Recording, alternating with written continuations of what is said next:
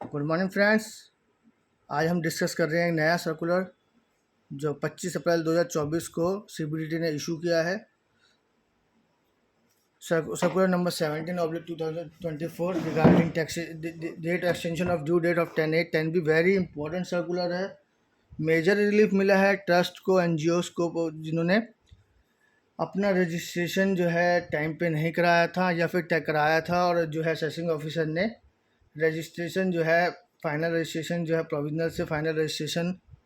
Reject कर दिया due to time पे आपने अप्लीकेशन नहीं किया था। उसके लिए मेजर रिलीफ आया है। लाइए आज हम ये इसको डिस्कस करते हैं। आप सब्जेक्ट से देखेंगे तो सब्जेक्ट में लिखा है extension of due date for filing of form 10(a)(10)ab under the income tax act 1961।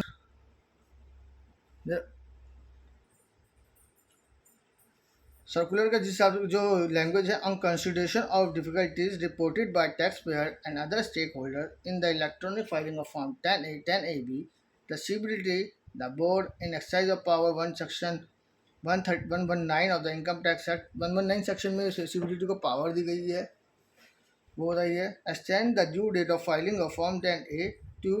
जो डिफरेंट सर्कुलर जो टाइम टू टाइम इशू किए गए थे उसको कंसिडर करते हुए इन्होंने बताया है। तो इससे पर जो है डेटेड दे रखे, सर्कुलर नंबर देगा।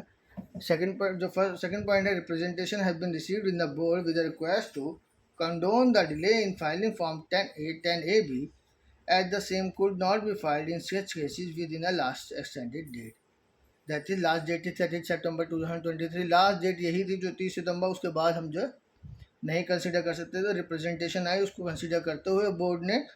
डिले करा है कंडोन को, डेट एक्सटेंड की है 30 जून तक, उसको हम कंसिडर करते हैं। फिर on consideration of the matter with a view to avoid and mitigate genuine hardship in such cases the board in exercise of power conferred under section 119 of the act extend the due date for making the application intimation electronically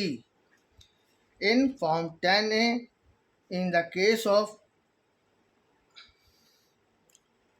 in the case of application under clause 1 of the first proviso to clause 23C of the form section under section 10,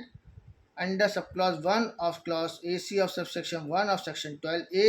and under clause 1 of first proviso to subsection 5 of section 80G। अब 80G भी यहाँ consider हो गया है, पहले नहीं था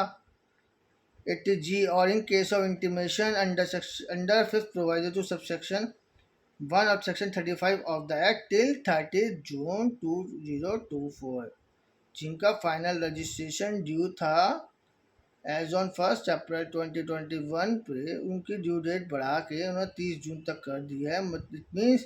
इसको जो है थोड़ा सा मैं डिटेल में बताता हूँ। जिनके पास एग्जिस्टिंग एक्ट के अंदर फाइनल रजिस्ट्रेशन था, but due to non awareness, lack of knowledge about the sections act, उन्होंने अपना टाइम पे रजिस्ट्रेशन अप्लाई नहीं किया। उनको फिर उन्होंने क्या किया, उन्होंने फाइनल रजिस्ट्रेशन जो है उनका टाइम बार हो गया और जो है उन्होंने फिर अपना प्रोविजनल रजिस्ट्रेशन कराया और उसको कंटिन्यू करा। तो उनको अब प्रोविजनल रजिस्ट्रेशन को सरेंडर करके अपना जो है बैक डेट से अपना रजिस्ट्रेशन फाइनल कंटिन्यू कर सकते हैं, उसके लिए अप्लाई कर सकते हैं। सेकंड पॉइंट है form number 10(a)(b) in case of application under clause 3 of first proviso to clause 23 of section 10 or subclause 3 of clause AC of subsection 1 of section 12A or under clause 3 of first proviso subsection 80G of the act till 30 जून, जिन्होंने provisional से final registration time पे apply नहीं किया, उनका assessing officer ने reject कर दिया, वो अपना फाइनल रजिस्ट्रेशन अप्लाई कर सकते हैं।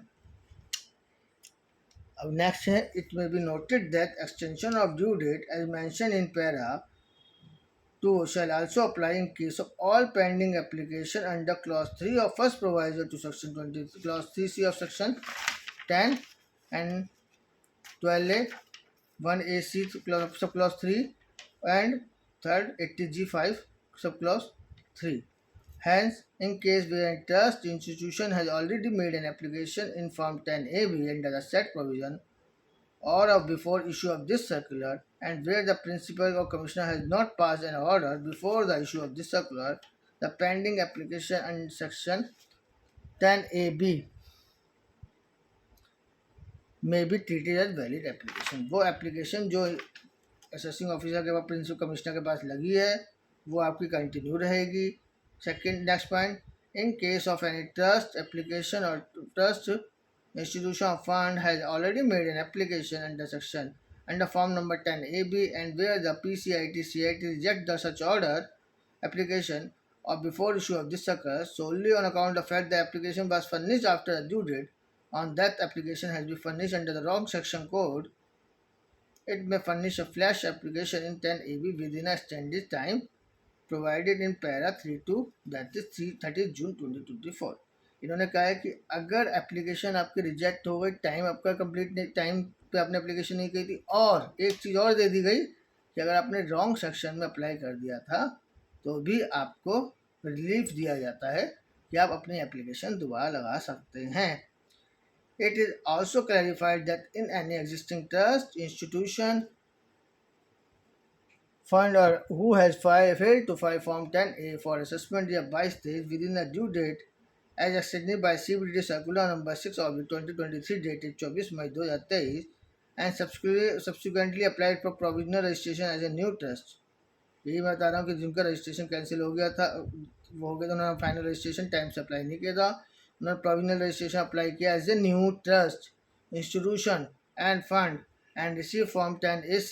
it can avail the option to surrender 10AC and apply for registration for assessment year by stage as an existing trust institution and fund in form 10A within a extended time provided in para 3(1), that is 30 June 2024.